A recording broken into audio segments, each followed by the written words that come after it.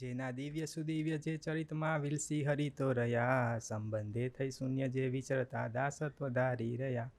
આપે અક્ષર સુખ ભક્તજનને સુહૃદ બની સર્વદા, એવા સ્વામી પ્રબોધદાસ ગુરુને ભૂલકા સહુ વંદતા. એવા સ્વામી પ્રબોધદાસ ગુરુને ભૂલકા સહુ સેવતા. ઘણા સમયથી પ્રબોધ સ્વામીની એક ઈચ્છા છે કે આપણે નિધિધ્યાસની વાતોમાં ડૂબીએ. એમાંની એક વાત એટલે સ્વામિનારાયણ હરે સ્વામીએ વાત કરી છે, સ્વામિનારાયણ નામના મંત્ર જેવો બીજો આજ કોઈ મંત્ર નથી. એ મંત્રે કાળા નાગનું ઝેર ન ચડે, વિષયના રાગ ઉડી જાય, કાળ કર્મ માયાના બંધનમાંથી છૂટી જવાય અને બ્રહ્મરૂપ થવાય. એવો આ મંત્ર છે. માત્ર નિરંતર ભજન કરવું. ગુરુહરિ પાસે કોઈ પણ વ્યક્તિ કોઈ પણ જાતનો પ્રોબ્લેમ લઈને જાય તો એ ભજનની જ આજ્ઞા કરે. એ પછી નાનો કોઈ પ્રસંગ હોય, જોબને લગતો હોય, કોઈ મેરેજનો હોય, વિઝાનો હોય, દેહના રોગનો હોય, કંઈ સ્વાભાવિક પ્રકૃતિ ટાળવાનો હોય, કોઈ પણ પ્રકારનો પ્રશ્ન હોય તો ગુરુહરિ હંમેશા એમને ભજન કરવાનું જ કહેતા. પોતે પણ એટલા ભજનમાં જ ડૂબેલા રહેતા. એકવાર વાત કરતાં કહેતા હતા કે જૂના મંદિરે દર વર્ષે 4 દિવસ એવા હોય કે 24 કલાક નોનસ્ટોપ ભજન ચાલે. કે એમાં 12 કલાકની પાળી હોય, એટલે ગ્રુપ પાડી દે. એક ગ્રુપ 12 કલાક ધૂન કરે, પછી એમનો વારો પૂરો થાય એટલે બીજું ગ્રુપ બેસે. એ રીતે કે જૂના મંદિરે ભજન કરતા. અને હરિધામ પધાર્યા પછી પણ પોતાનું 2.5 કલાકનું ભજન તો એ નિયમિત કરતા જ. કેટલીક વાર એવું થતું કે ભજનના ટાઈમે કોઈક સેવા આવી જાય તો એ ટાઈમે સેવામાં જાય, પણ પછીના ટાઈમે એ ભજન કરી લેતા. આપણે કેવું હોય કે ભજનના ટાઈમે સેવા આવી જાય તો એ સેવાને ભજન ગણી લઈએ, પણ એ ભજનમાં પણ એટલા જ સિન્સિયર. ઘણીવાર અહીં હરિભક્તો મંદિરમાં કે પ્રાર્થના હોલમાં ભક્તોને દર્શન આપવા ગુરુહરિ પધાર્યા હોય અને ભક્તો વારાફરતી દર્શન કરવા આવતા હોય. એમાં જુદા જુદા પ્રકારના પ્રશ્નો લઈને આવે. એક ભગત ગુરુહરિના દર્શન માટે આવ્યા અને એમને પ્રાર્થના કરી કે મારે ખમણની દુકાન ખોલવી છે, તો આપ આશીર્વાદ આપજો કે બરાબર ચાલે. તો હવે આવા પ્રશ્નો હોય તો પણ ગુરુહરિ એક જ સમાધાન આપે કે તમે ભજન કરજો. કે અને પછી કહ્યું કે 20 મિનિટ દરરોજનું ભજન કરજો અને સભા પણ ભરજો. એટલે આવા પ્રશ્નોમાં પણ ગુરુહરિ એક જ સમાધાન આપે કે ભજન કરજો. 10માની એક્ઝામ પૂરી થઈ એટલે એવી એમના દીકરાઓ બધા અહીં એવીડી પધાર્યા હતા. સુરત સ્વામી બધાને દર્શન માટે લઈને આવ્યા. વારાફરતી દરેક દીકરાઓ આવે અને પોતાની પ્રાર્થના રજૂ કરે. એમાંથી એક દીકરાએ પ્રાર્થના કરી કે મારું મશીન ખૂબ ગરમ થઈ જાય છે, એટલે કે ગુસ્સે ખૂબ થઈ જવાય છે, તો આપ આશીર્વાદ આપો કે ગુસ્સે ના થવાય. તો પ્રબોધ સ્વામી થોડી વાર તો એના તરફ જોયું અને પછી કહ્યું કે આપણે મશીન ગરમ થઈ જાય ને તો ભજન રૂપી ઠંડુ પાણી ઉપર રેડી દેવાનું. કે એટલે કે આપણું મગજ શાંત થઈ જાય. કે એટલે કે આપણા મશીનને ઠંડુ પાડવાનો એક જ રસ્તો છે અને એ છે ભજન. તો આવી કોઈ પોતાના દોષ સ્વભાવ કે કોઈ સ્વાભાવિક પ્રકૃતિ નડતી હોય અને એને ટાળવા માટે કોઈ પ્રાર્થના કરે, એના માટે પણ ગુરુહરિ એક જ માર્ગ બતાવે અને એ છે ભજન.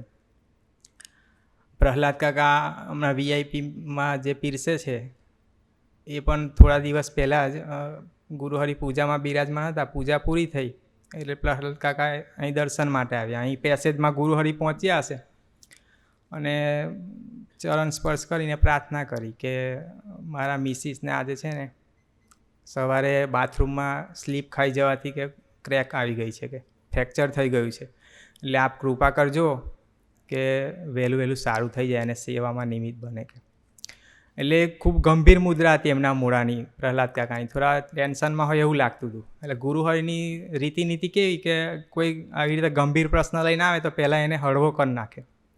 એટલે ગુરુહરિ કે સ્લીપ કેવી રીતે ખાઈ ગયા, કે જમતા નથી? કે તો કે ના, જમે તો છે. તો કે તમે જમવાનું નહીં આપતા હોય ને એટલે સ્લીપ ખાઈ લીધી કે એમને. એટલે પહેલાં એમને હળવા કરી દીધા. એટલે હસી પડ્યા પ્રહલાદ કાકાને. પછી ગુરુહરિ કહે ભલે ભજન કરજો, કે મહારાજ બધું સારું કરી દેશે. એટલે કોઈ દેહના રોગ હોય, કોઈ દેહમાં કોઈ એવી કંઈ આવી પ્રોબ્લેમ ઊભો થયો હોય તો પણ ગુરુહરિ એમને ભજનનું જ બળ લેવાનું. કે ઘણીવાર આપણે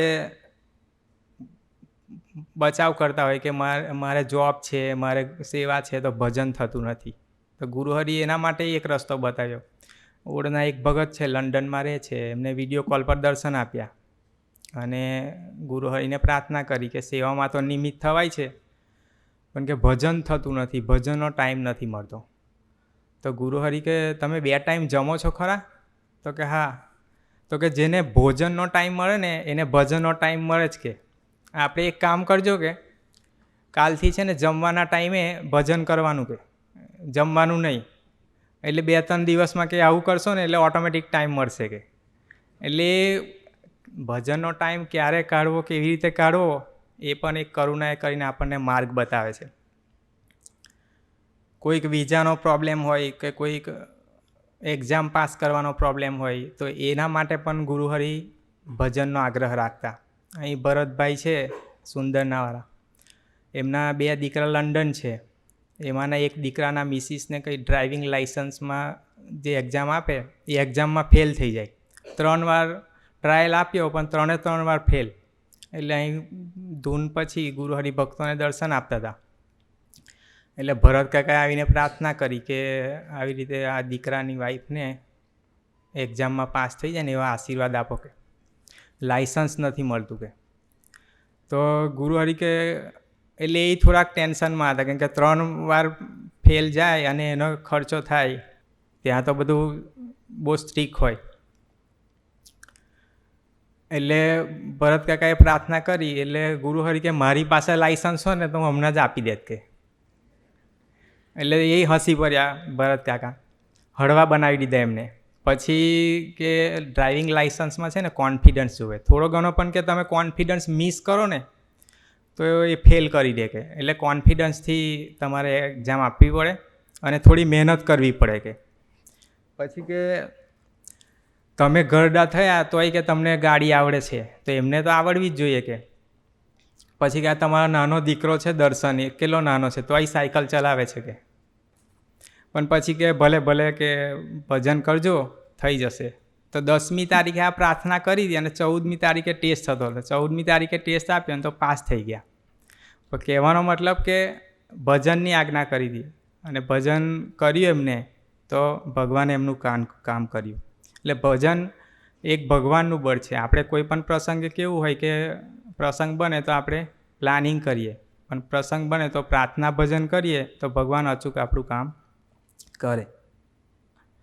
અહીં અમારે સંતોને વિઝા લેવા જવાનું હતું અમેરિકાના, તેમાં અમારે પણ જવાનું હતું, ઘણા સેવકો પણ હતા. તો અમે ગયા તો અમારામાંથી બધા જ રિજેક્ટ થયા. પછી તીર્થ બાપા અને બીજા સંતો ગયા તો એ લોકોએ સવારના 6 વાગ્યાનું ભજન ચાલુ કરી દીધું હતું કે 11 વાગ્યા સુધી. એટલે અહીં ગુરુહરિ પૂછતા હતા બધાને કે કેવું એ લોકોનું ઇન્ટરવ્યૂ ક્યારે છે. એટલે વાત કરી કે કાલે છે. તો એ ગુરુહરિ સામેથી જ કહેવા લાગ્યા કે તીર્થ બાપા ભજન કરે છે ને એટલે એમને તો વિઝા મળી જશે. કે પછી જે દિવસે ઇન્ટરવ્યૂ હતું તે દિવસે પાછું 12 વાગે જમતા પહેલાં પૂછ્યું કે કેવું થયું પેલા લોકોનું. તો કે હજુ હમણાં ઇન્ટરવ્યૂ છે, કલાક પછી રિઝલ્ટ આવશે. તો તરત જ ગુરુહરિએ કહ્યું કે તીર્થ બાપા તો ભજન કરે છે ને, ભજનનું બળ લે છે ને એટલે એમને વિઝા મળી જશે. અને થયું પણ એવું, તીર્થ બાપાને વિઝા મળી ગયા. એટલે જે ભજન કરે છે એને ચોક્કસ ભગવાન સહાય કરે છે. ઘણા ભક્તો ગુરુહરિના દાખલાના ફળ સ્વરૂપે સિન્સિયર ભજન કરતા હોય છે અને એટલો વિશ્વાસ અને નિષ્ઠાથી જીવે છે. એમાં સરભાનમાં હમણાં ગયા ડિસેમ્બર મહિનામાં જ વિચરણ હતું.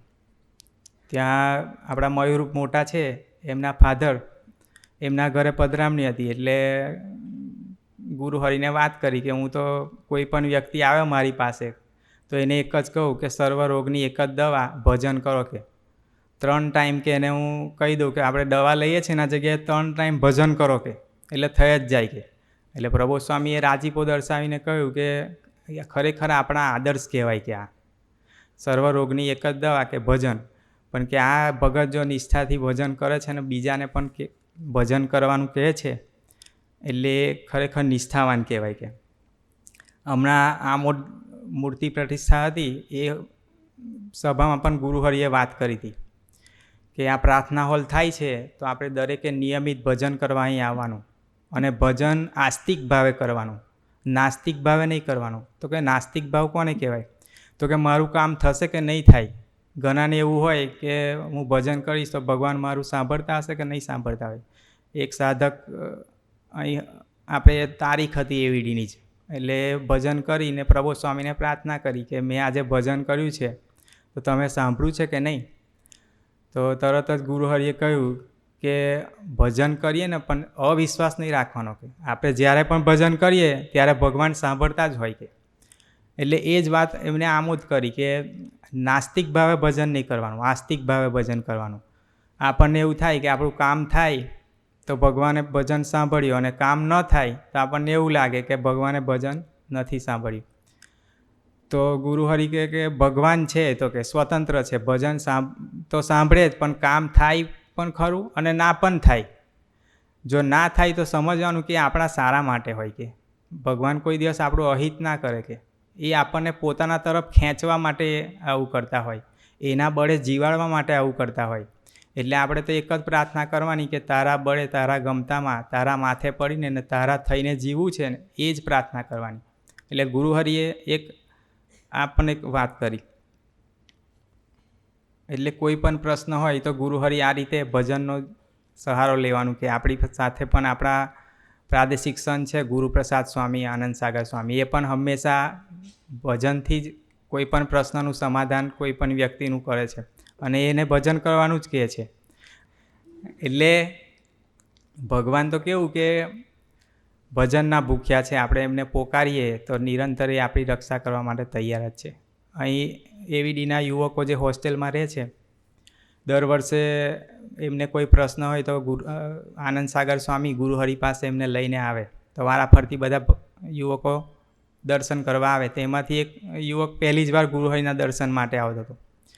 એટલે ગુરુહરિએ સ્પર્શ આપ્યો અને પૂછ્યું કે બોલો કંઈ તમારે કંઈ કહેવું છે? તો પેલા દીકરાએ એક પ્રાર્થના કરી કે આપણા બરે આપણા ગમતામાં ને આપની રીતે જીવાડજો. તો તરત જ ગુરુહરિ કે એકને એક પ્રાર્થના શું કરો છો, બીજી કરો કે? એટલે પેલા દીકરાને આશ્ચર્ય થાય છે, કારણ કે આ તો પહેલી જ વાર દર્શન માટે આવતો હતો અને ગુરુહરિને પ્રત્યક્ષમાં તો પહેલી વાર જ પ્રાર્થના કરતો હતો. એટલે થોડો વિચારમાં ગયો અને આનંદ સાગર સ્વામીને વાત કરી. તો આનંદ સાગર સ્વામીએ કહ્યું કે આપણે ભજન કરો, એનું કોઈ કારણ હશે, એમને એમ કે પ્રભુ સ્વામી આ બોલે નહીં કે. એટલે પેલા દીકરાએ ભજન કર્યું, અને રાત્રે એને સૂતી વખતે ભગવાને વિચાર આપ્યો કે દરરોજ મંદિરે તું જાય છે અને સ્વામીજીની મૂર્તિ આગળ ધૂન કરે છે, તો કઈ પ્રાર્થના કરે છે? તો કે એ જ પ્રાર્થના કરે છે કે આપના બળે આપના ગમતામાં આપની રીતે જીવાડજો. તો તરત જ એને આનંદ સાગર સ્વામીને વાત કરી કે હું પ્રાર્થના મંદિરે આ જ કરું છું દરરોજ. એટલે કોઈ પણ આવી પરિસ્થિતિ હોય કે વીજા હોય કે કોઈ પણ દેહમાં રોગ આવ્યો હોય, સ્વાભાવિક પ્રકૃતિ તાળવાની વાત હોય, તો ભજન જ કરાવે છે. ગુરુહરિને પોતાને પણ ભજનમાં પહોંચવાની એટલી જ ઉતાવળ હોય કે અહીં 10 વાગ્યાની ધૂન હોય અને આપણે બીજા કોઈ ખાનગી કે કોઈ ભક્તો આવ્યા હોય તો પૂછી લે કે ઇમરજન્સી છે. ઇમરજન્સી જો ના હોય તો આપણે ભજન કરીને મંદિરે ભજન કરીએ અને પછી કે મળીએ કે, અને પછી એ ભક્તોને મળે. એટલે પોતે પણ એ ધૂનમાં પહોંચી જાય. એકવાર એક ભગતનો ફોન આવ્યો, કાર્ય કરતા હતા. હવે એમના ત્યાંના એક યુવકને કંઈ પ્રોબ્લેમ હશે, એટલે અહીં એવીડી ગુરુહરિના દર્શન માટે આવ્યા હતા. તો વિજયભાઈ પર ફોન આવ્યો કે એમને મળવું છે, તો આપ ફ્રી છો? તો એમને વાત કરી કે હા, અમને થોડી વાર પછી પ્રભુ સ્વામી ફ્રી થશે. એટલે પ્રભુ સ્વામી સાંભળતા હતા. પ્રભુ સ્વામી કે એમને ભજન કરવા ડેડીએ બેસાડી દો કે, એટલે કે ભજન કરશે ને તો અડધો પ્રોબ્લેમ સોલ્વ થઈ જશે કે. એટલે ભગવાનની પણ એવી ઈચ્છા હોય કે ભાઈ પહેલાં ભજન જ કરો. ડાયરેક્ટ દરેક વ્યક્તિને કેવું હોય કે આશીર્વાદથી પતી જતું હોય તો બીજું કંઈ કરીએ ના, પણ એ નિરંતર ભજન માટે જ આપણને કહેતા હોય. અહીં ધૂનમાં પધારતા હોય ને આપણે એવું કહીએ કે થોડીક વાર રહીને જઈએ, હજુ ભક્તો બધા આવ્યા નથી, કે અહીં પ્રાર્થના છેલ્લે જે પ્રાર્થના હોલમાં ભક્તોને દર્શન આપતા હતા, તો આપણે એવું કહીએ કે થોડીક વાર રહીને જઈએ, હજુ ભક્તો બધા આવે છે કે. તો કે આપણે પહોંચી જઈએ ને, પણ કે પહેલાં એવું થોડું છે કે ભક્તો આવે પછી જ જવાય, કે આપણી ધૂન તો ચાલુ કરી દઈએ ને કે. એટલે એ પોતે ભજનની પણ એટલી ગરજ રાખે છે.